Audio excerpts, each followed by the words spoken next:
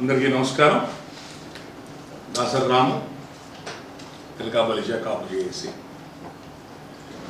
ఈ మధ్య శనివారం డిసెంబర్ 30 తారీఖు శనివారం రోజున గుంటూరు జిల్లాలో ఉన్న ఉమ్మడి గుంటూరు జిల్లా అన్ని నియోజకవర్గాల్లో ఉన్న కాపు సంఘం పెద్దలు, మేధావి వర్గం, అనేక వ్యవస్థల్లో పనిచేసే వాళ్ళు, వ్యాపారస్తులు, డాక్టర్లు, ఈవెన్ రాజకీయాల్లో ఉన్న వాళ్ళు కూడా అన్ని పార్టీల రిప్రజెంటేషన్ అందరినీ ఇన్వైట్ చేసి మా గుంటూరు జిల్లా సంబంధించి రాజకీయంగా రేపు ఎలక్షన్ ఒక నెల 2 నెలలు ఉన్నాయి కాబట్టి భవిష్యత్ కార్యాచరణ మీద ఒక ఆత్మీయ సమావేశం పెట్టుకున్నాం విజ్ఞాన మందిరంలో. దగ్గర 4,000 నుంచి 4,500 మంది జనం ఆ కార్యక్రమంలో అన్ని ప్రాంతాల నుంచి పాల్గొన్నారు. చాలా గ్రాండ్గా జరిగింది.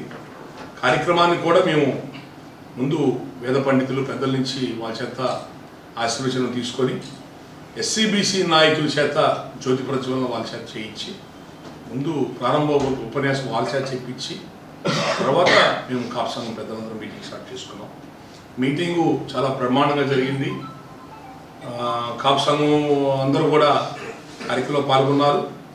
గుంటూరులో మా శివరాం గారు, కట్టా శ్రీనివాస్ గారు, బాబురావు గారు, చాలామంది కాపు సంఘం సంబంధించి మొదటి అనుబంధం ఉన్న వాళ్ళు చాలామంది, మా ఏలూరు ప్రసాద్ గారు, అసరాపేట, పాకర రమాదేవి గారు, వీళ్ళందరూ కూడా చాలామంది కూడా ఈ కార్యక్రమానికి అండగా నిలబడ్డారు.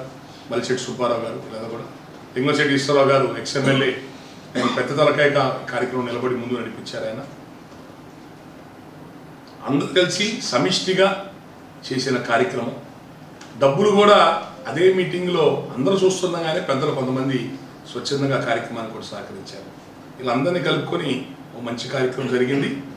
ఈ కార్యక్రమానికి సహకరించిన గుంటూరు నగరంలోని కాపు సంఘం పెద్దలకు, ఈ కార్యక్రమం పాల్గొని జయప్రదం చేసిన కాపు జిల్లా ఉమ్మడి జిల్లాలోని కాపు సంఘీయులందరికీ నెక్స్ట్ ఈ కార్యక్రమాన్ని ఓర్పుతో దాదాపుగా ఎక్కువ టైం ఉండి మా దగ్గర అన్ని రికార్డ్ చేసుకొని రాష్ట్ర వ్యాప్తంగా మా జిల్లా సమీక్షను రాష్ట్ర వ్యాప్తంగా అందరికి కూడా చూపించిన మీడియా ప్రతినిధులందరూ కూడా ధన్యవాదాలు. ఇది ముందు మీకు ఒక థ్యాంక్స్ పర్పస్ కోసం పెట్టుకున్న ప్రశ్న ఇది. ఇక రెండోది, ఎలక్షన్ దగ్గరికి వచ్చాక రాజకీయాలు వేడి పెరిగిపోయింది. మేము పెట్టుకుంది, నేను 5 రాష్ట్రాల కన్వీనర్గా ఈ రోజుకి ఏ పార్టీతో లేను. అట్టడుగు పేద వర్గాల నుంచి వచ్చిన వాళ్ళకి సహకరించడే నా ధర్మంగా నేను ఏ రాజకీయ పార్టీలో ప్రత్యక్షంగా ఉండకుండా అన్ని పార్టీలతో సమానంగా ఉంటూ, ఒక విధంగా చెప్పాలంటే పేద వర్గాల నుంచి వచ్చిన పవన్ కళ్యాణ్ గారికే అనేక సందర్భాల్లో నేను చాలా విషయాలు సపోర్ట్ చేశాను. అట్టడుగు పేద వర్గాల రాజ్యాధికారం రావాలని చిరంజీవి గారితో ప్రజారాజ్యంలో అట్లాగే పనిచేసాం సామాజిక న్యాయం కోసం. ఈ మీటింగ్ని రాజకీయ పార్టీలు ఇక్కడ మేము అక్కడ బ్యానర్ మీద పెట్టాం, ఎన్ని ఓట్లు అన్ని సీట్లు అని. మేము అక్కడ వేరే అన్ని రాజకీయ పార్టీలు పిలిచాము. రాజకీయపరమైన విషయాలు పెద్దగా ఏ పార్టీల గురించి అక్కడ ప్రస్తావన కూడా లేదు. మేము మాట్లాడింది ఏంటంటే, మాకు ఇన్ని ఓట్లు, మాకు ఇన్ని ఉన్నాయి, జనాభా ఉన్నాం, మా సీట్లు మాకు ఇవ్వండి. కాపు రిజర్వేషన్ ఫైల్ పెండింగ్లో ఉంది, అది చిత్తశుద్ధిగా చేసి పెట్టండి. కాపు కార్పొరేషన్ అంటున్నారే కానీ మాకు సరైన ఫండ్స్ ఇవ్వట్లేదు. కాపు భవనాలు ఇస్తామని చెప్పంటున్నారే కానీ అవి ఇంతవరకు అతిగతి లేకుండా ఉన్నాయి. నామినేషన్ పోస్టుల్లో కూడా ఎక్కడ మా ప్రాతినిధ్యం సరిగ్గా కనబడట్లేదు. పేరుకి ఎమ్మెల్యేలు మంత్రులు ఉన్నాయన్నా తప్ప సామాజిక సాధికారత కానివ్వండి అది జరగట్లేదు. రాజ్యాధికారం పేద కులాలకు అందట్లేదు.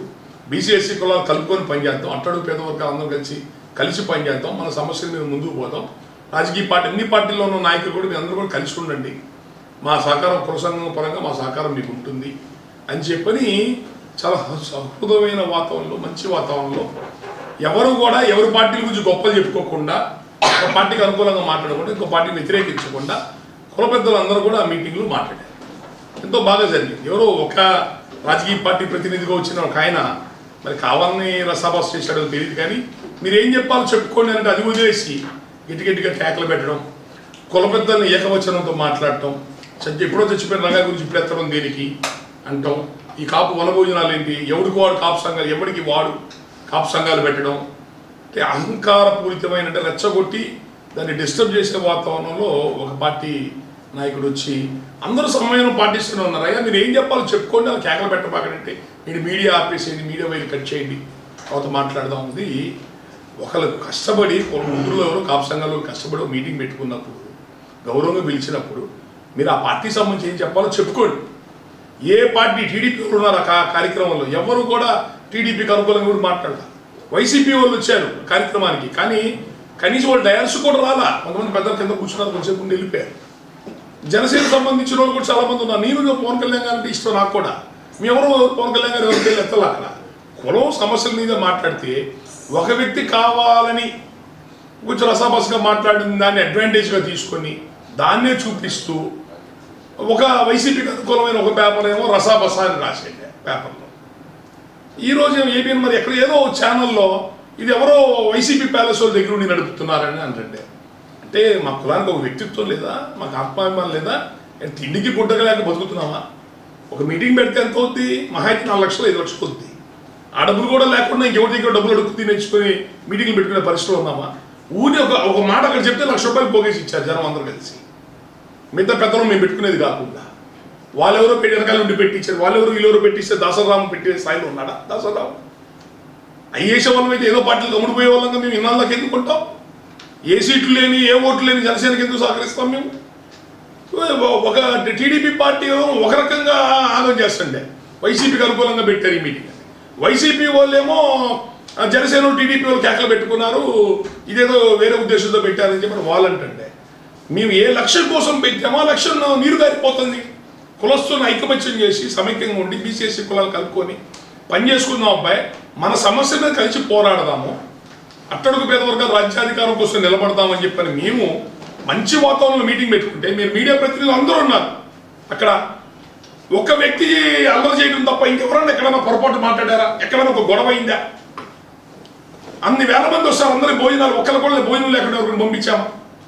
ఇంత కష్టపడి కార్యక్రమాలు చేసుకుంటే ప్రతిసారి మా కులాన్ని నమ్మేసేట్లా తీసుకెళ్ళి కుల పెద్దలందరినీ తీసుకెళ్ళి అంత కష్టపడి పెద్ద తలకాయలందరూ అక్కడ వేదిక మీద కూర్చుంటే శనకాయలు అరుగుతున్న దాన్ని పోయే వల్ల వాడు వీడియోని ఏకవచన పదాలు పట్టడానికి ఇస్రావు గారిని దాన్ని పోయే వల్ల పెద్ద తలకాయలందరూ డాక్టర్స్ పెద్ద పెద్దలందరూ కూర్చున్న మీటింగ్లో ఎవరో వ్యక్తికి మాట్లాడిన దాన్ని తీసుకొచ్చి వేరే ఛానల్స్ పేపర్లో చూపిస్తూ కాపులది మీటింగ్ డిస్టర్బెన్స్ అయ్యింది, ఏదో పార్టీకి అనుకూలంగా పెట్టుకున్నారు. అన్ని రాజకీయ పార్టీలు మాకు ఇవ్వాల్సిన న్యాయం మాకు చెయ్యండి అయ్యా అని అడుగుతున్నాం.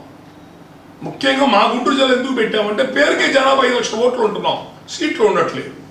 మా బాధ మాకేం కావాలో మేము చెప్పుకోకూడదా? అంటే ఇప్పుడు పవన్ కళ్యాణ్ గారు టీడీపీ పార్టీతో పోతున్నారని చెప్పని ఇంక అందరూ నోళ్ళు ముసుకు వెనకాల పడి వెళ్ళమంటారా గొర్రెల్లాగా? అంటే మా సమస్యలు ఇంక చాలా ఉంటాయి కదా, రిజర్వేషన్ సమస్యలు ఉన్నాయి, పవన్ కళ్యాణ్ గారు ఎత్తలేని సమస్యలు చాలా ఉంటాయి మాకు. అవన్నీ మేము మాట్లాడుకోవాలి కదా ఓ వేదిక పెట్టుకొని.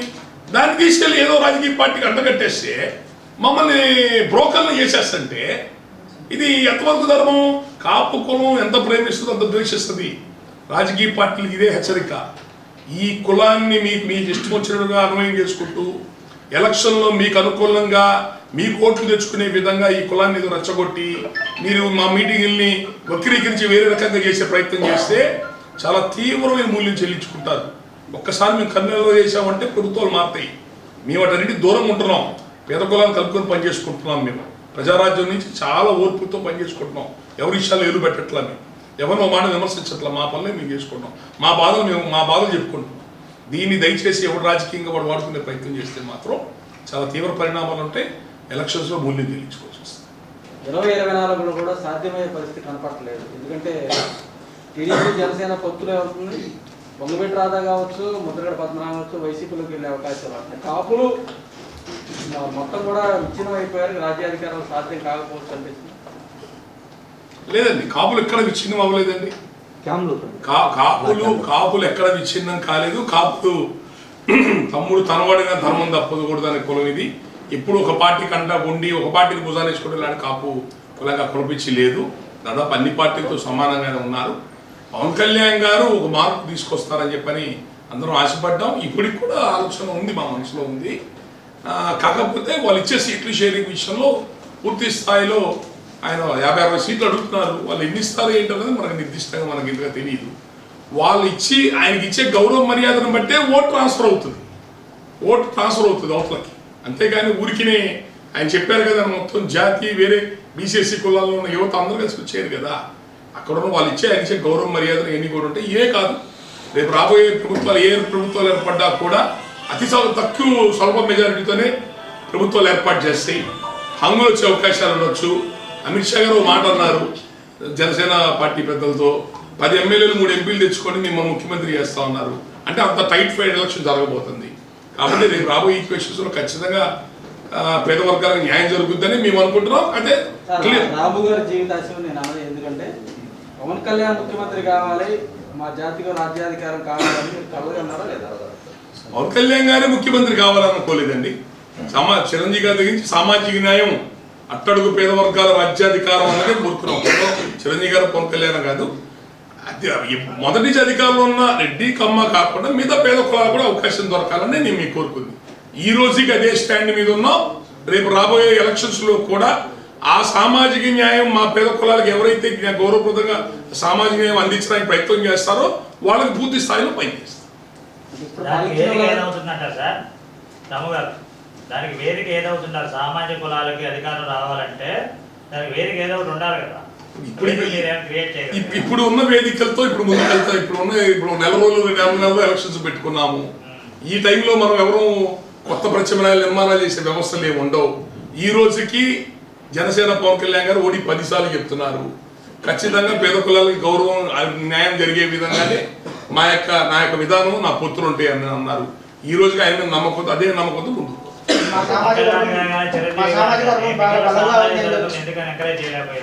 ఏమండి మిగిలిన సామాజిక తరగతులు ఎందుకు అట్రాక్ట్ చేయలేకపోయారు? కేవలం కాపులు ఒక్కళ్ళే దాంట్లో లీడ్ చేయాల్సిన అవసరం. ఇప్పుడు తెలుగుదేశంలో కొంత అన్ని సామాజిక తరగతులు అమ్మ ఆధిపత్యం ఉన్న మిగిలిన కులాలు ఉంటాయి, వైసీపీలో ఎట్లా ఆధిపత్యం ఉన్న మిగిలిన కులాలు ఉంటున్నాయి. కానీ జనసేన కానీ అంతకుముందు ప్రజారాజ్యం కానీ ఎక్కువ కులాలను అట్రాక్ట్ చేయలేకపోవడం. అంటే ప్రజారాజ్యం పార్టీలో అట్రాక్ట్ చేయకుండా 110 స్థానాలు బీసీకి ఇచ్చారు. ఇండియాలో ఎవరు ఇవ్వకుండానే, భారతదేశంలో ఎవరివన్నీ 115 స్థానాలు, కోవూరులో షెడ్యూల్ ట్రైబ్ మునేమకి ఇచ్చారా? అది కాదు, రిజర్వేషన్ లేని చోట్ల ఎస్సీలకు ఇచ్చారు ఆయన చిరంజీవి గారు. ఆయన ఏ లక్షల సామాజిక న్యాయంతో ఉన్నారు, పవన్ కళ్యాణ్ గారు కూడా ఇదే ఆలోచనతో ఉన్నారు. ఖచ్చితంగా అంటే మేము చెప్తుంది ఒకటే, ఇప్పుడు ఆల్రెడీ 2 రాజకీయ పార్టీలు బలంగా ముందుకెళ్తున్నాయి. మన దాంట్లో ఉన్న పార్టీలు కూడా అడుగుతాం, పవన్ కళ్యాణ్ గారి వల్ల మార్పు రావాలని కోరుకుంటున్నాం. ఆయన 20 ఏళ్ళ ప్రస్థానం అంటున్నారు. ఈ లోపల పేద కులాలందరూ న్యాయం జరగాలగా. 40% ఉన్న పీసీలకు ఎన్ని స్థానాలు రావాలా? 70 పైన రావాలి స్థానాలు రాష్ట్రంలో. వస్తున్నాయా వాళ్ళకి? మా కాపులతో పాటు ఆ వర్గాలకు కూడా న్యాయం చేయమని కోరుతున్నాం. జనసేన పార్టీలో కూడా అన్ని కులాలు ఉన్నాయి. కాకపోతే ఎవరు చంద్రబాబు నాయుడు కోసం కమ్మాసే భుజాన్ని వేసుకుంటారు, జగన్మోహన్ రెడ్డి గారి కోసం రెడ్లు భుజాన్ని వేసుకుంటారు, పవన్ కళ్యాణ్ కోసం కాపులు భుజాన్ని వేసుకోవడం వల్ల కాపులు కనపడుతున్నారు. అన్ని కులాలు సమానంగా ఉన్నాయండి. రేపు రాబోయే మేము వెయిట్ చేస్తున్నాం. రేపు రాబోయే పొత్తుల్లో వాటిల్లో సరైన ప్రాతినిధ్యం, గౌరవప్రదమైన ప్రాతినిధ్యాలు ఉంటే ఖచ్చితంగా మేము మా వంతు మేము సహకరిస్తాం. అది లేనప్పుడు ఎవరు ఆలోచన విధానంగా, ఏ ప్రాంతంలో ఉన్న వాళ్ళు వాళ్ళ ఆలోచన విధానంగా వాళ్ళు ముందుకెళ్తారు. మనం పెట్టుకున్న మీటింగు మా జనాభా ఎంతమంది ఉన్నారో, మాతో పాటు పేద వర్గాలు ఎంతమంది ఉన్నారో వాళ్ళకి అందాల్సిన సీట్లు వాళ్ళకి ఇవ్వండి. మాకు సంబంధించిన అనేక సమస్యలు పెండింగ్లో ఉంటున్నాయి, రాజకీయం చేస్తున్నారు, ఆ సమస్యలను తీర్చండి. ఎవరు ఎన్ని ఓట్లు అన్ని సీట్లు, వీటన్నిటి మా కులమైక సమస్యల మీద మాట్లాడుకోవటానికి అందరూ సమిష్టిగా కలిసి పనిచేసుకోవడానికి పెట్టుకున్న కార్యక్రమాలు. రాష్ట్ర స్థాయిలో ముఖ్య నిర్ణయాలు తీసుకుని పెట్టుకోవడం. సామాజిక వర్గం బాగా బలంగానే ఉందని చెప్పేసి అంటున్నారు. పవన్ కళ్యాణ్ గారు ఒంటరిగా పోటీ ధైర్యం చేయలేకపోతున్నారు. సామాజిక వర్గం బలంగా ఉందని అంటే ఇంకో ఎవరి మీద ఆధారపడి ₹1,00,000 ₹2 ఇంకెవరు అడుక్కు తినే స్థితిలో మేము ఎవరూ లేము, కాపులు ఎవరూ లేము. ఒకప్పుడు బాగా బతికి ఇప్పుడు ఇబ్బంది పడ్డా ఆ చేయదాచి అలవాటు మాకు లేదు. 100 కోట్లు నియోజకవర్గానికి 100 కోట్లు ఖర్చు పెట్టే ఎలక్షన్లో, నియోజకవర్గానికి 100 కోట్లు ఖర్చు పెట్టి ఎలక్షన్ చేసే రోజుల్లో నిన్నగాక మొన్న పెట్టిన పార్టీ అతను ఏం పోరాడగలుగుతాడండి, ఏం చేయగలుగుతాడు? అందుకనే బలమైన పార్టీలు కలుపుకొని ముందుకు వెళ్లాల్సిందే. దాన్ని మేమెవరో కారణం, వాటిని మేము అడ్డం వాళ్ళం కూడా కాదు. కానీ ఎన్నాళ్ళైనా ఎమ్మెల్యేలు మినిస్టర్తో వీటితో ఊడికం చేయటమైనా సామాజిక మార్పు ఏమైనా జరుగుతుందా ఈ రాష్ట్రంలో కోరుకుంటున్నాం. ఇప్పుడు కూడా మరి లోకేష్ చెప్పింది అదే కదా, పవన్ కళ్యాణ్ ముఖ్యమంత్రి పదవి లేదనడం వల్లే మీ కాపుల్లో వచ్చింది అనేది. విచ్ఛిన్నం ఏం లేదండి. ఇంకా ఎవరో ఇంకా రాష్ట్ర స్థాయి సమావేశాలు పెట్టుకొని ఇంకా నిర్ణయాలు తీసుకోలేదు. ఇది మా జిల్లాలో కమ్యూనిటీ సంబంధించి ఈ జిల్లాలో ఉన్న సమస్యల మీద పెట్టిన మీటింగు. అది రేపొద్దున వాళ్ళ పొత్తులు, వాళ్ళు తీసుకునే నిర్ణయాలు, వాళ్ళు తీసుకునే పొత్తుల్ని బట్టి, తర్వాత అప్పుడున్న పరిస్థితులను బట్టి, వాళ్ళు ఇస్తున్న గౌరవ మర్యాదను బట్టి ఓట్ ట్రాన్స్ఫర్, ఓట్ షేరింగ్ జరుగుతుంది. మా సామాజిక వర్గం అంతా బలంగానే ఉంది అని చెప్పి మీరు మా సామాజిక వర్గం అంతా బలంగానే ఉంది, ఆర్థికంగా కూడా అని చెప్పి అంటున్నారు. ఆర్థికంగా బలంగా ఉన్నప్పుడు పవన్ కళ్యాణ్కి సపోర్ట్ చేయవచ్చు కదా ఆర్థికంగా. ఎందుకు ఆయనకి చేయకుండా ఎట్లా ఉంటున్నారు? ఆయనకి చేయట్లేదా? మంత్రి నారాయణ గారు వీళ్ళందరూ చంద్రబాబు నాయుడుకి అండగా ఉండట్లేదా? విడదల రజని భర్త ఎవరు? వీళ్ళందరూ ఎవరు? వాళ్ళ జగన్మోహన్ రెడ్డి గారికి అండగా ఉండట్లేదా? అన్ని పార్టీల్లో ఉన్నాం, ఒక పార్టీతో కాదండి. మనం ఎప్పుడు పార్టీ ముడిపెట్టద్దు. అన్ని పార్టీల్లో ఉన్నాం. ఈ రోజుకి మాత్రం మేము ఈ ఎలక్షన్లకి మాకున్న టయానికి అన్ని రాజకీయ పార్టీల నుంచి మాకు రావాల్సిన హక్కుల మీద ప్రస్తుతానికి బలంగా పోరాడుతున్నాం. Right sir. రైట్.